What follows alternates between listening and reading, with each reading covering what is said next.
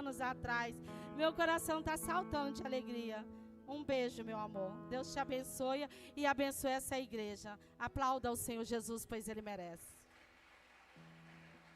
Coincidência, né, irmão? Que coincidência, viu, irmão? Por isso tem que andar tudo certinho mesmo, né, Silvinho? Tá vendo? Amém, queridos? Pega as suas mãos para cá, pastor Jefferson, por favor. Vamos ouvir a palavra do Senhor. Amém, irmãos? Estamos felizes com Jesus.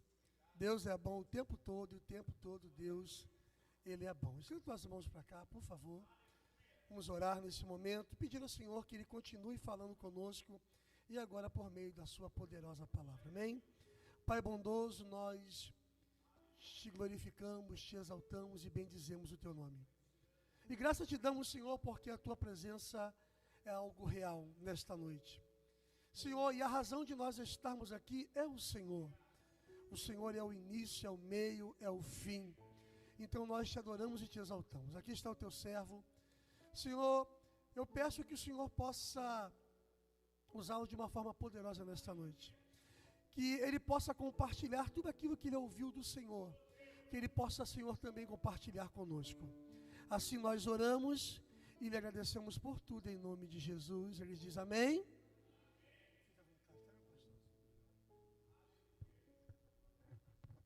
Glórias a Deus. Saúdo a todos com a paz do Senhor. É muito bom quando a gente chega em um ambiente e sentimos a presença do Senhor Jesus. Como é gostoso cultuar aonde a presença do Eterno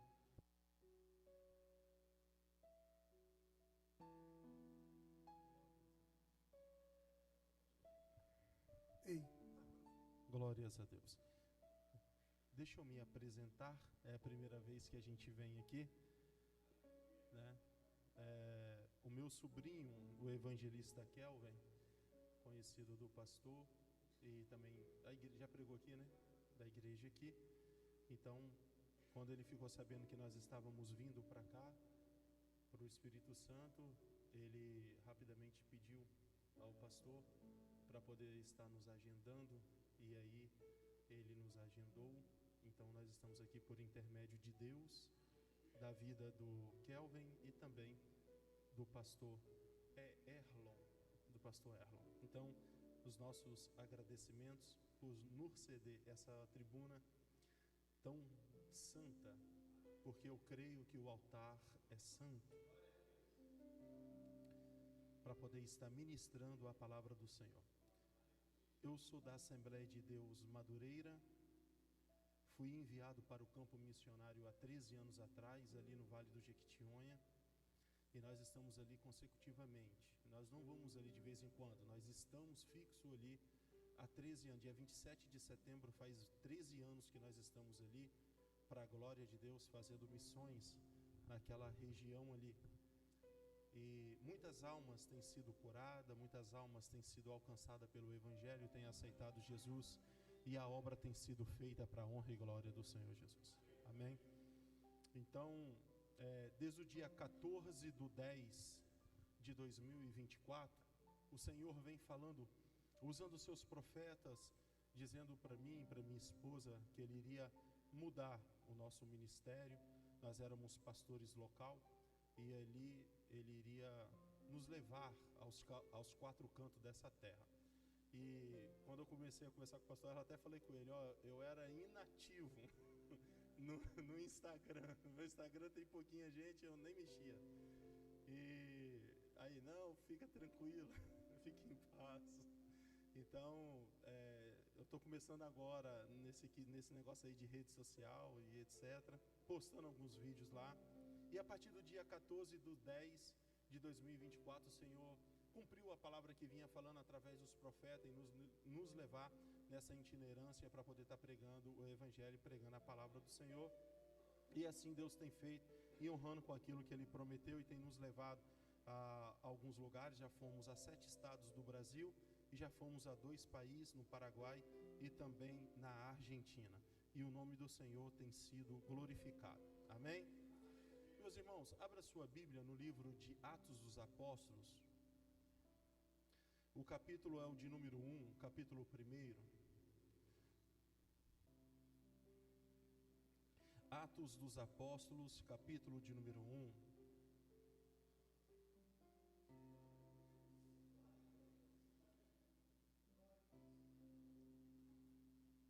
Atos 1. O versículo que nós vamos estar meditando é o versículo de número 8. Porém, eu vou ler só a primeira frase. E eu não sei como que vai colocar na tela aí, eu não sei, mas eu não sei se está a palavra virtude ou a palavra poder. Eu quero usar a tradução que tem a palavra poder. Poder? Ok. Então a primeira frase de Atos, capítulo de número 1, versículo de número 8, diz assim: mas recebereis o poder do Espírito Santo. Vamos lá? 1, 2, 3 e... De novo, o treino foi bom, agora é para valer. 1, 2, 3 e...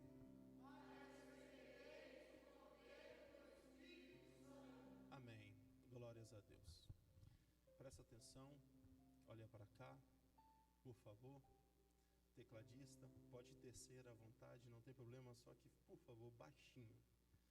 Meus irmãos, se nós quisermos aprender, tomar informação, saber a respeito do ministério de Cristo Jesus, foi nos deixado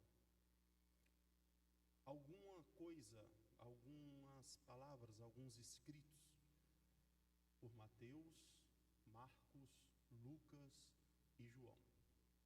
Então o Evangelho de Jesus Cristo, ele foi escrito na visão desses 4 homens de Deus. Porém, desses 4, 3 deles nós conhecemos como Evangelho sinóticos. O que significa a palavra sinótico? Significa semelhante, significa igual, significa parecido.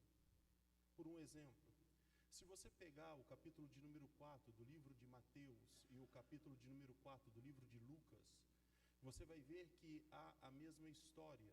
É Jesus Cristo sendo arrebatado, Jesus Cristo sendo levado, Jesus Cristo sendo conduzido pelo Espírito Santo ao deserto, para ali passar por 40 dias em jejum e oração. E no final ele foi tentado por Satanás e teve fome, e os anjos do Senhor o serviu.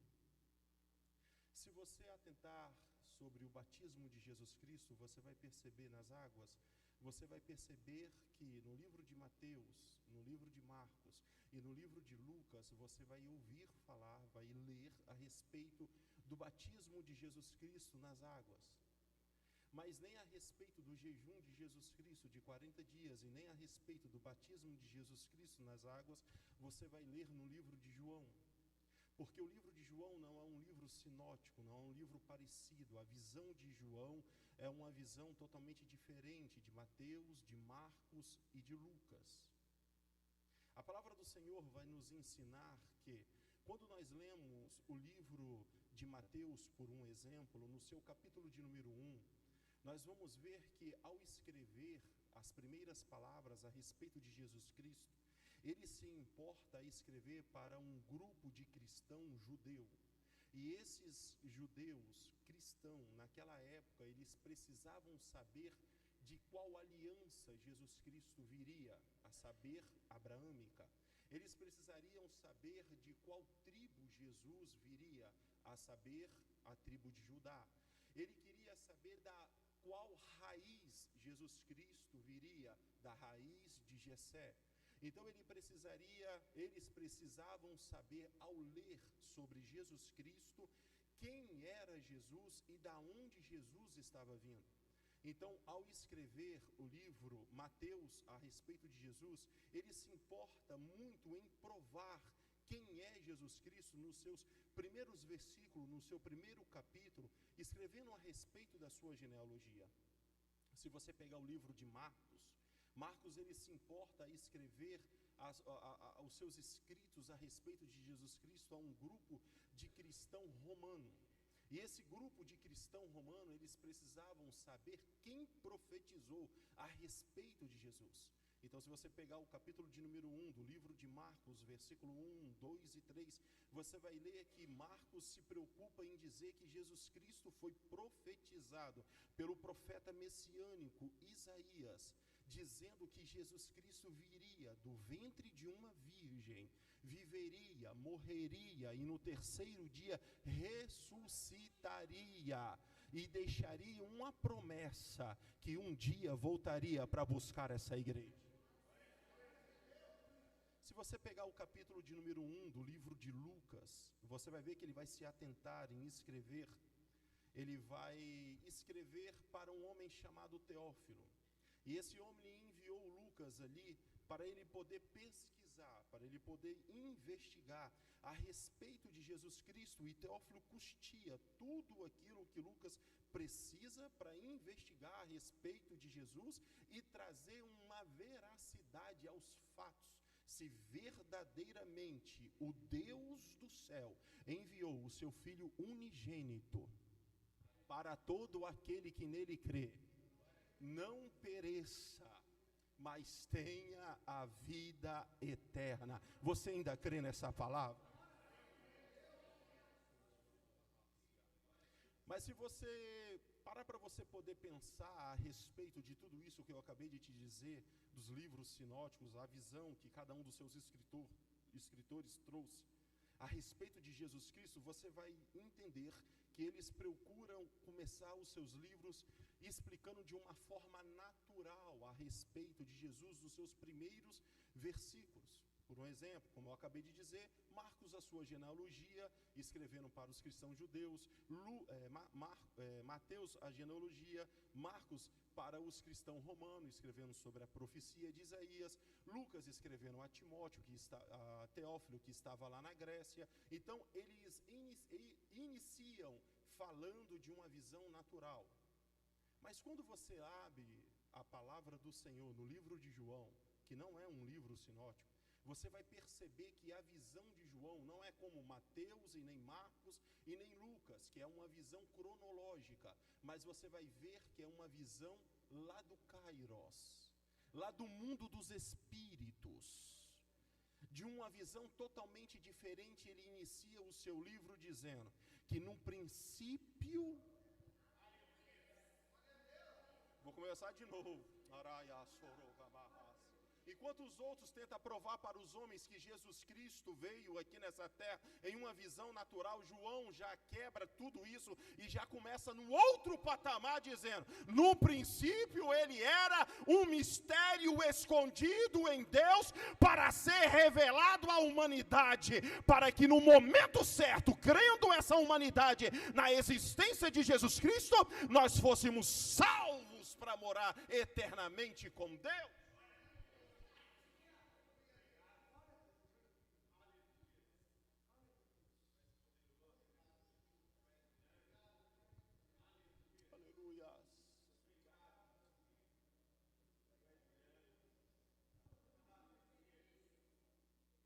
Eu disse no início que parte daquilo que foi escrito foi deixado, parte daquilo que foi feito por Cristo foi escrito e deixado para nós.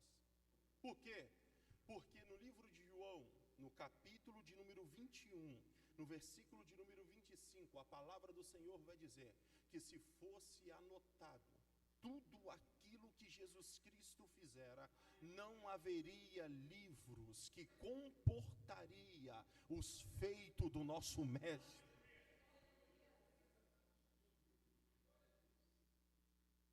Mas o que foi escrito por Mateus, o que foi escrito por Marcos, o que foi escrito por Lucas, o que foi escrito por João, é o suficiente para que nós possamos crer que Jesus Cristo veio do ventre de uma virgem e nasceu, padeceu, ressuscitou no terceiro dia e voltará para buscar a sua igreja.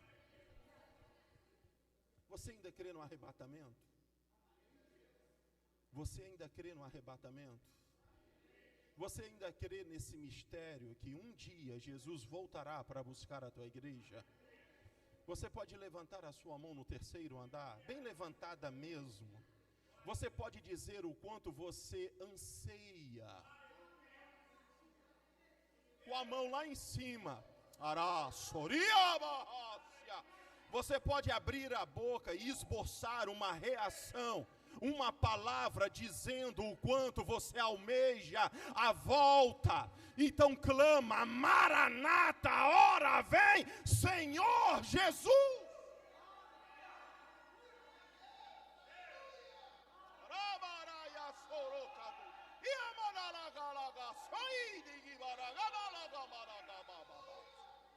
Aleluia!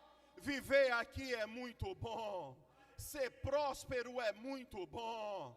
Ter felicidade aqui é muito bom, mas nada se compara com o porvir. Nada se compara com essa noiva que espera o arrebatamento. E um dia nós atravessaremos aqueles portais, nós entraremos lá e cearemos com Ele, e permaneceremos com Ele por toda a eternidade. Se você crê, levanta a mão, adora, glorifica.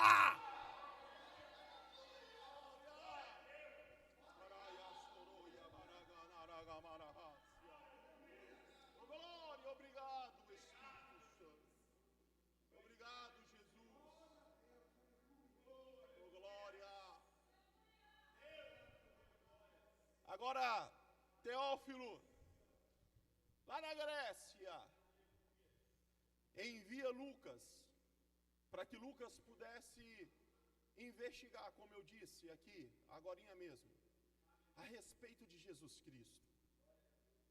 E ele tinha que provar, através dos seus escritos, enviando as suas cartas, conforme ele enviou duas. O primeiro tratado traz o seu nome, Lucas, falando a respeito do ministério de Jesus Cristo.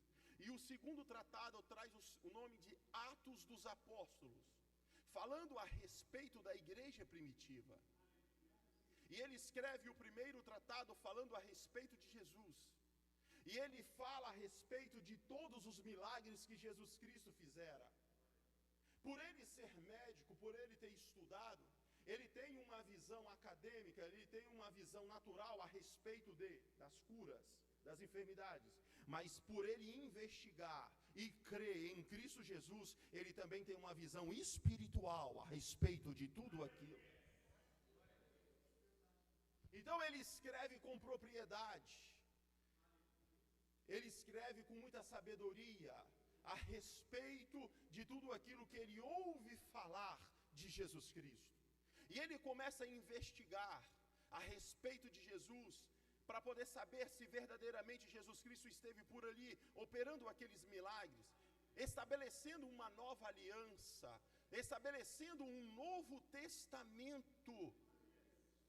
Então ele precisa saber, e ele começa a pesquisar.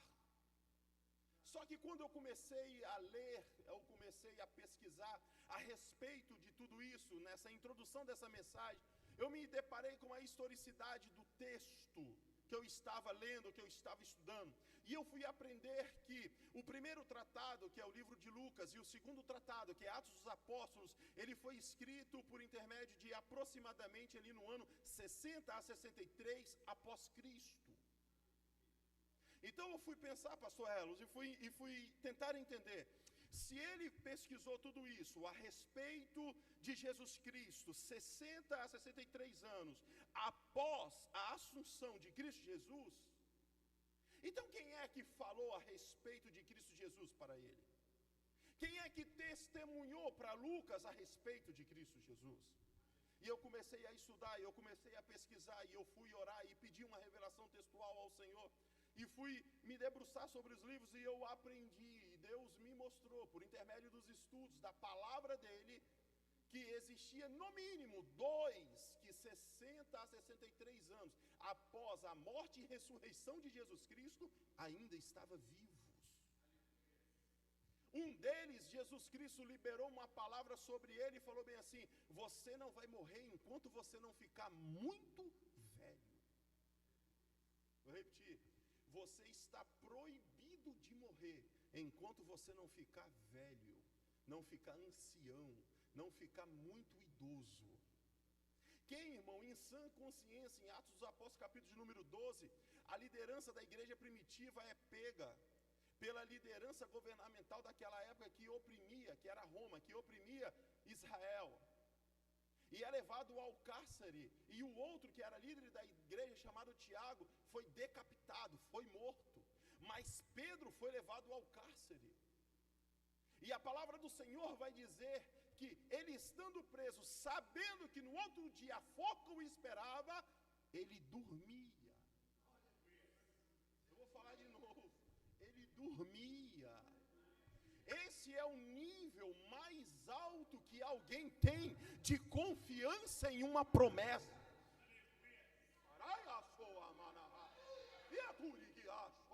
Eu vou falar de novo. Esse é o nível mais alto que alguém pode ter em uma palavra profética liberada sobre a vida dele. Você, homem, diz que eu morro amanhã. Você, Satanás, diz que eu morro amanhã. Mas o meu Redentor não me disse isso. O que o meu Redentor falou é que eu vou ficar velho. O que ele vai fazer nessa madrugada eu não sei. Mas que eu não verei a forca, eu não vou ver a forca.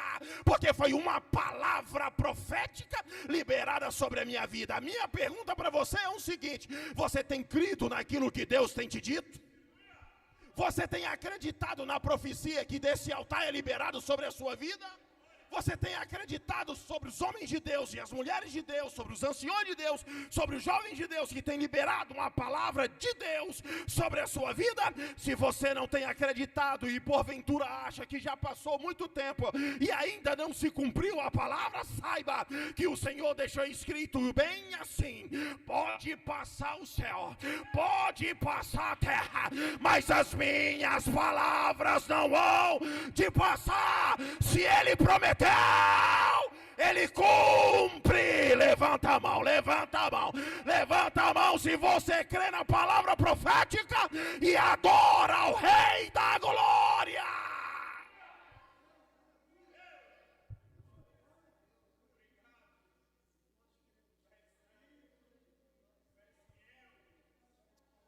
Oh glória, oh glória, oh glória. Oh glória, eu sinto a presença do Eterno.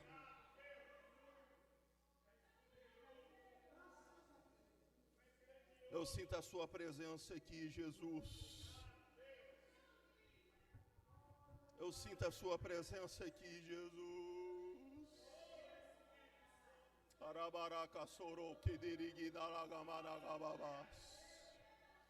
O Senhor me enviou aqui hoje e marcou um encontro com você para te dizer: no seu entendimento você pode até pensar que está demorando, mas no entendimento dele, do Senhor do tempo, que tem o tempo, que domina o tempo e sabe o tempo em te entregar a vitória, Ele conhece o tempo, Ele é o Senhor do tempo e sabe o tempo em fazer com que a palavra dEle se cumpra na sua vida. Ele mandou te dizer: espera mais um pouquinho de tempo, porque o tempo vai chegar em que você vai cantar o hino da vitória, você vai contar o seu testemunho, porque se Ele falou, vai acontecer para a glória de Deus.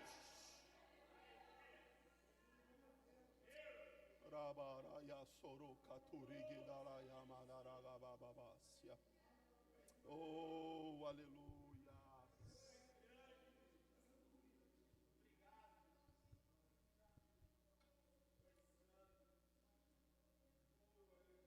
O outro historiador, Flávio Joséfo, contou uma história e deixou escrito: há quase 2000 anos atrás, esses registros ainda prevalecem. E Flávio Joséfo, o historiador, diz que ferveram um tacho de azeite. E quando o azeite estava borbulhando, o azeite estava, tacaram João lá dentro. Mas o azeite quente não matou João. Porque como o hino que nós louvamos diz: fogo não queima fogo. Vou falar de novo. Ele era um tição tirado.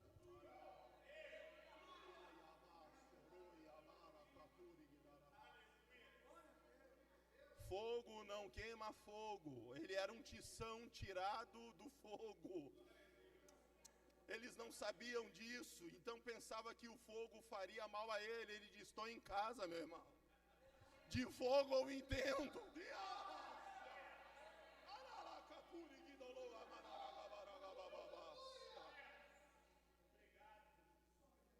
Então nós temos no mínimo dois, que é João e Pedro vivos, 60 anos depois a morte e a ressurreição de Cristo. Então, em uma conjectura, repito, conjectura, é eu que estou pensando, não é o texto que diz, não é a Bíblia que diz, é eu que estou falando. Em uma conjectura eu imagino, eu penso, que Lucas chega dentro de Israel e procura João e procura Pedro, porque ele fica sabendo que, é uma conjectura, eu que estou imaginando, que ainda há dois que andou com Jesus Cristo vivo, e eles estão anciãos, eles estão velhos, mas em plena consciência. E ele chega diante de João e diante de Pedro e fala com alguém: me permite conversar com João, me permite conversar com Pedro. Qual é o assunto? É sobre Jesus. Essa pessoa vai até os dois e fala com ele, diz assim: ó, tem um jovem aí, ele é médico, ele veio lá da Grécia, enviado por um excelentíssimo senhor chamado Teófilo. E disseram, ele disse que queria conversar com vocês dois. Eu posso mandar entrar? Em uma conjectura, parece que João e Pedro olham para ele e falam bem assim: mas qual é o assunto? E ele olha para Pedro e fala: é sobre Jesus. Ele veio perguntar sobre Jesus. Aí parece que Pedro fala bem assim: então pode mandar ele entrar, porque esse é o meu assunto predileto. Pode mandar ele entrar, porque agora nós vamos conversar, agora nós vamos falar, porque esse é o assunto que eu mais gosto de dizer. Parece que esse jovem Lucas, médico, entra naquela sala em uma conjectura, irmão. Entra naquela sala e vai questionar João e vai questionar Pedro a respeito das escrituras, a respeito daqueles pergaminhos que já estava sido escrito. Falar: eu li aqui algumas coisas, mas eu queria interrogá-los. Eu queria que você falasse com a sua própria boca. Eu não queria só pegar o que Marcos falou, o que o Mateus falou. Eu queria ouvir dos senhores. O que você quer saber? Eu quero saber se é verdade que Jesus Cristo pisou nessa terra. Parece que com a voz embargada e o olho cheio d'água, Pedro, falastrão, se ele novo era turrão e gostava de tomar frente, imagina ele velho, irmão. Aí Pedro toma a frente e fala bem assim, com a voz embargada e com o olho cheio d'água, e fala bem assim: pergunta o que você quer, porque eu quero responder a respeito de Jesus, porque eu sinto saudades.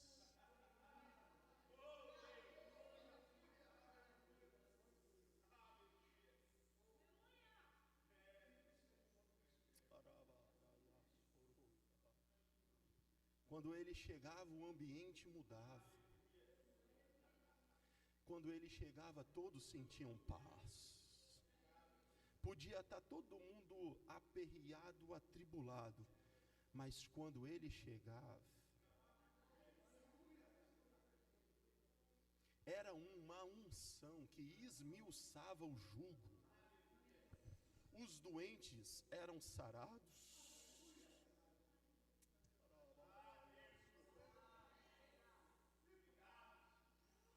Os oprimidos, os demônios eram expulsos.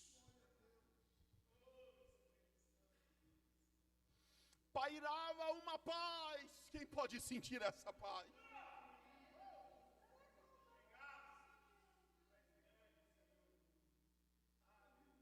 A presença dele mudava, Lucas, todo o ambiente. Anota esse negócio aí, pega o seu pergaminho, pega a sua tinta, pega a sua pena e escreve. Eu estava lá quando a mão mirrada de um homem foi curado e voltou ao normal. Anota aí, Lucas, quando os leprosos vieram e ele limpou a pele daqueles homens e a pele deles voltou ao normal como de um bebê. Deixa registrado, Lucas, e envia a Teófilo, que eu passei a mão nele, levei ele até a casa da minha sogra e disse para ele: ela está com febre, com uma infecção, uma febre altíssima. Ele só estendeu as mãos.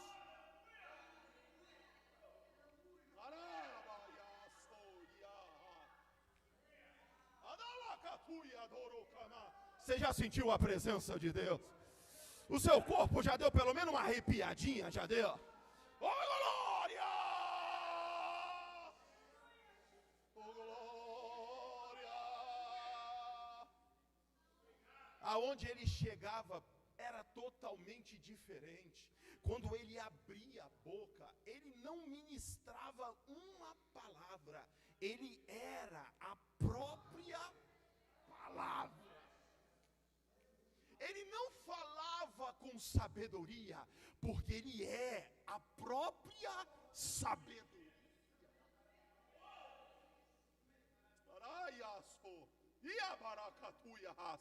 Um culto com a presença dele era totalmente diferente, Lucas.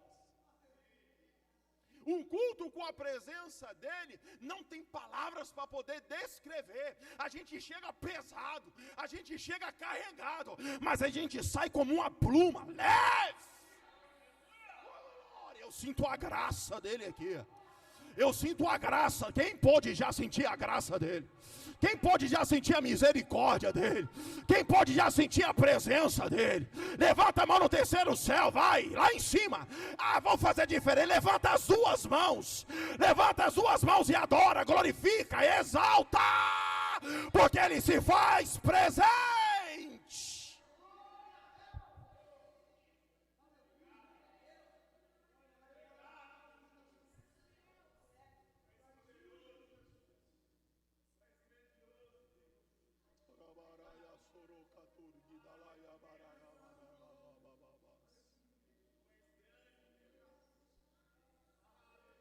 Aleluia.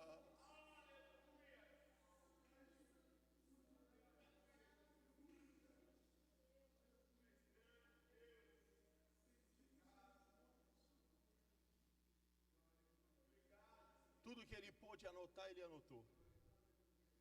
Tudo que ele podia escrever, ele escrevia. E João também deu o seu relato. E virou para Lucas, em minha conjectura, e disse assim: certa feita, eu vou te contar o caso, mas você não vai escrever no seu livro, no seu primeiro tratado, na sua primeira carta e nem na segunda. Eu só vou te contar, é a minha conjectura, irmão, eu só vou te contar o caso. Aí Lucas virou para João e falou assim: fala. Certa feita nós estávamos indo para Samaria. E daí? E daí que no meio do caminho ele mudou o caminho. Porque ele era assim, de repente.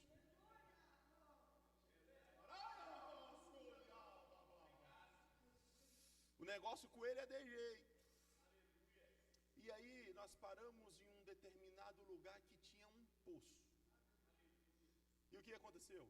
E o que aconteceu é que todo mundo ele mandou ir comprar comida. E todo mundo foi comprar comida. E na maior força do sol veio uma senhora de lá para cá. Uma mulher. E o que tem? E o que tem? Aquela mulher foi tirar água daquele poço que foi cavado por um dos patriarcas. O nome dele era Jacó. E o que tem? E o que tem? Que ali havia um mistério muito grande. Qual é o mistério? O mistério é que tinha 2 poços em um. Vou falar de novo. Tinha 2 poços em um. Tinha um poço cavado por Jacó e tinha um poço da vida eterna.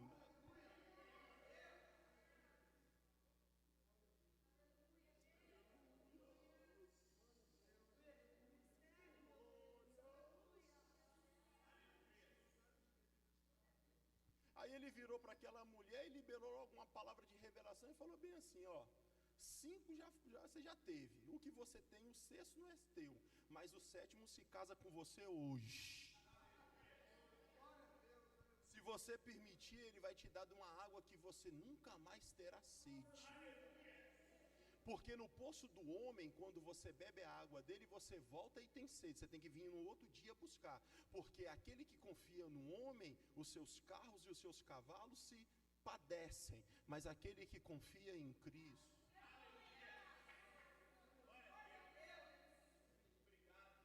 A sua liderança pode falhar, mas Jesus não.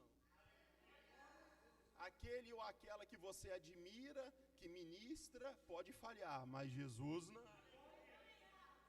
Não coloca a sua força no poço de Jacó, mas coloca a sua força num poço chamado Jesus de Nazaré. Aí Lucas virou para João e falou bem assim, mas vem cá, todo mundo não foi comprar comida? Foi. Então como é que você sabe de tudo isso? Ele te contou depois? Não, porque eu era íntimo dele, eu fiquei. Como assim? Todos os outros, nenhum deles escreveu. Eu fui o único que escrevi essa história. Eu estava lá.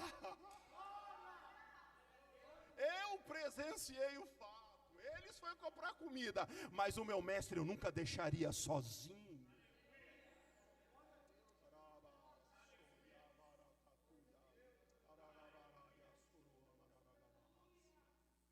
Agora nós viemos para o segundo tratado, e no segundo tratado inicia-se assim, Atos dos Apóstolos, capítulo de número 1. E eu fiz o primeiro tratado, ó Teófilo, acerca de tudo que Jesus começou, não só a fazer, mas também a ensinar. Presta bastante atenção e se atenta ao texto aqui, ó. Não só a fazer, mas também a ensinar. Jesus Cristo está dizendo: eu curei os enfermos, mas eu também vos ensino a curar os enfermos. Eu preguei e ensinei sobre o reino, a palavra do reino, e eu vos ensino a pregar e a ensinar também sobre o reino. Eu preguei e ensinei a respeito do Novo Testamento. Eu te ensino a pregar e ensinar também a respeito do Novo Testamento. Eu ressuscitei os mortos e eu te ensino também a ressuscitar os mortos. Eu expulsei os demônios e eu também te ensino como expulsar os demônios. Então, Lucas escreve o segundo tratado a Teófilo dizendo, ele só não fez, mas como também ensinou como fazer. Então a pergunta-chave é, se Jesus ensinou no tempo dele, e a igreja primitiva aprendeu no tempo dela, por que que nesse tempo a igreja contemporânea não está fazendo o que Jesus ensinou?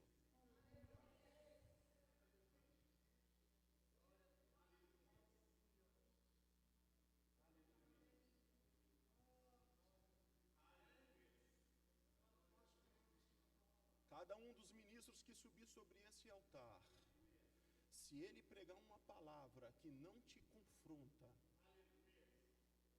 ele está fora.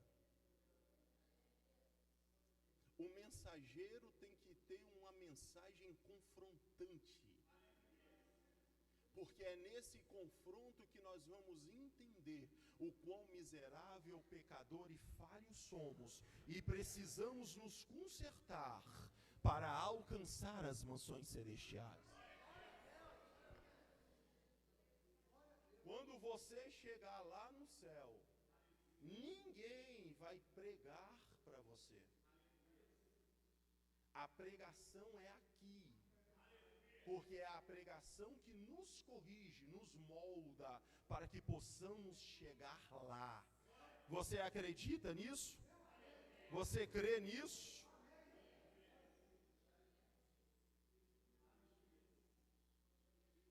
Então, nós temos uma palavra liberada, que foi o texto base que nós lemos para a mensagem. Jesus Cristo dizendo, no versículo 8 do capítulo 1 do livro de Atos dos Apóstolos, mas recebereis o poder do Espírito Santo. Presta bastante atenção. Tudo que Jesus Cristo fez no ministério dele, a igreja primitiva fez através do ministério dos apóstolos. Linka o ministério de Jesus e o ministério apostólico. Os 4 que escreveram a respeito de Jesus e o livro de Atos dos Apóstolos. Então nós vamos aprender, presta atenção, Jesus Cristo expulsava o demônio, sim ou não? Os apóstolos também. Jesus Cristo curava os enfermos, sim ou não? Os apóstolos também. Jesus Cristo pregava a palavra do reino, sim ou não? Os apóstolos também. Linka para você poder entender. Tudo que está escrito nos 4 evangelhos, sendo sinótico ou não, você vai encontrar os apóstolos fazendo. Por quê? Porque eles são o espelho, o reflexo da imagem de Jesus Cristo para a humanidade. Se Jesus Cristo ressuscitava os mortos, eles também ressuscitavam. Se Jesus Cristo curava os enfermos, eles também curavam os enfermos. Se Jesus Cristo saía em peregrinação pelas cidades, vilas, povoados, vilarejos, estabelecendo a sua nova aliança, pregando o seu evangelho, as suas boas novas, os apóstolos também faziam as mesmas coisas em suas viagens missionárias, pregando ao mundo inteiro a respeito de Jesus Cristo. E Teófilo, ele precisava da veracidade desses fatos. Porque certa feita, em Atos dos Apóstolos, capítulo número 15, a palavra do Senhor vai dizer que o apóstolo Paulo está andando sobre a cidade de Atenas. E ele passa em uma via e ele começa a observar que do seu lado direito da via e do seu lado esquerdo da via, ele vê altares. E cada um daqueles altares era nominado a um Deus. Então um altar era Zeus, o outro altar era Hércules, o outro altar era Diana, o outro altar era Atenas. Mas ele observou que lá no final, um simples altar tinha um nome escrito: ao Deus do céu.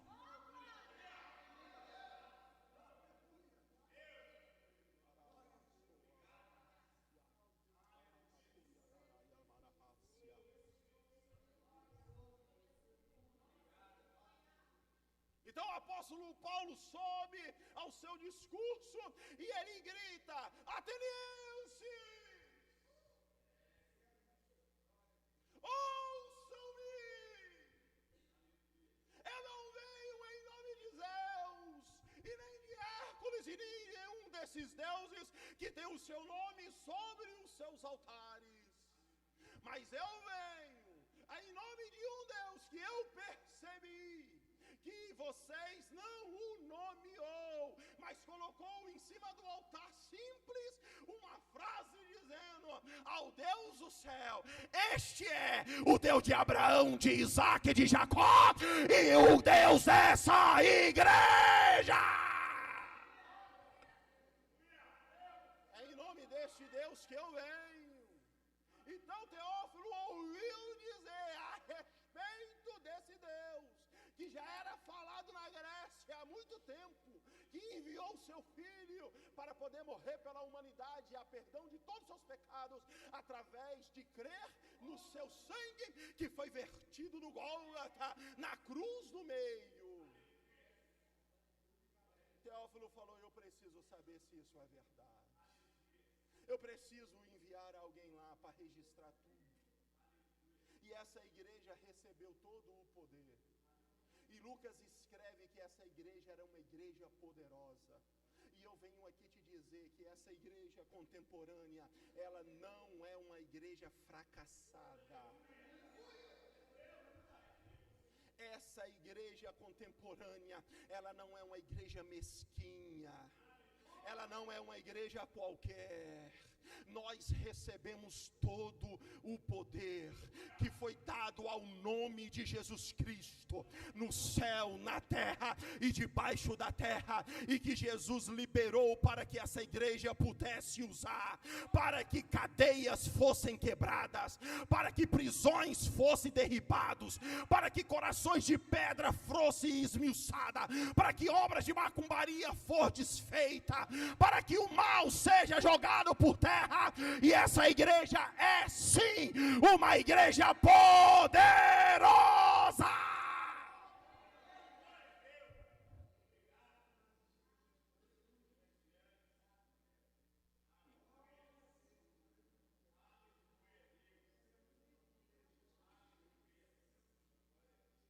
Eu queria continuar. Nós ia aqui até de manhã. Oh, aleluia. Obrigado. Obrigado. Se coloca de pé.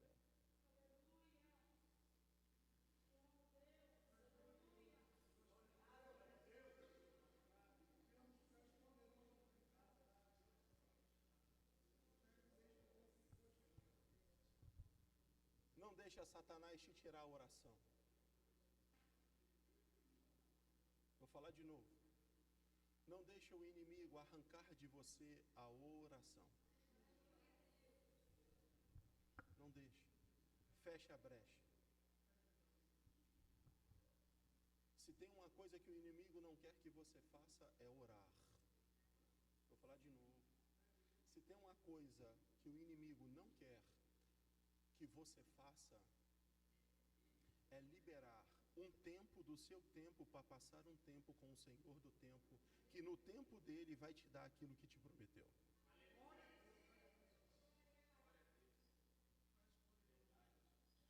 A oração é um dos veículos mais poderosos que vai levar você para perto de Deus. Vocês que vão tocar? Pode vir, vocês que vão tocar? Vem dar lugar ao Espírito Santo aí. Vem cantar, vem.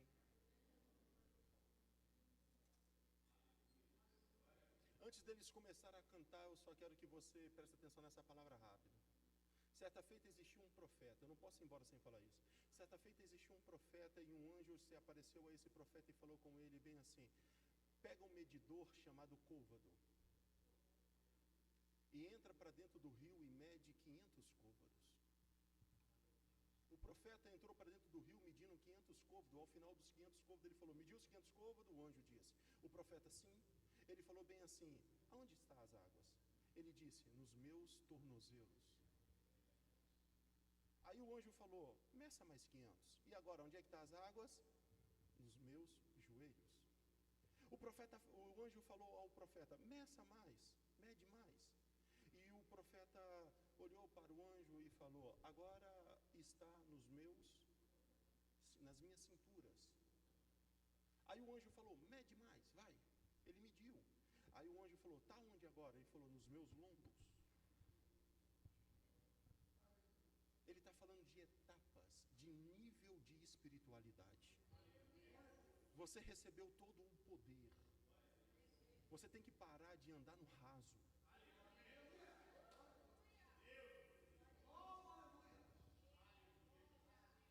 Águas no tornozelo, águas no joelho, águas na cintura e até mesmo nos lombos, fala de domínio. Domínio. Você sabe o que é isso? Quando as águas estão no seu joelho, no seu tornozelo, você é quem domina.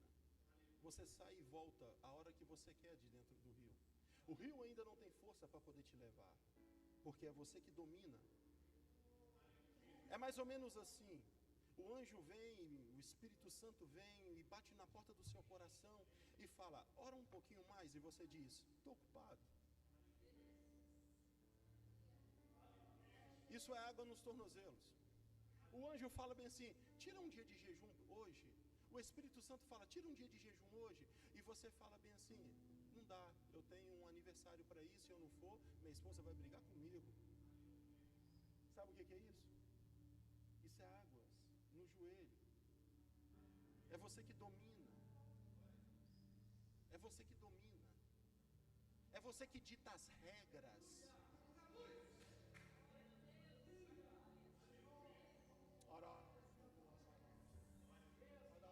Eu gostei dessa igreja. Ô pastor, eu gostei dessa igreja, pastor. Eu vou voltar aqui, nem que você me sentar e ser ministrado da glória. Não precisa pregar, não. Eu quero ser ministrado. Eu gostei de vocês. Vocês é bênção.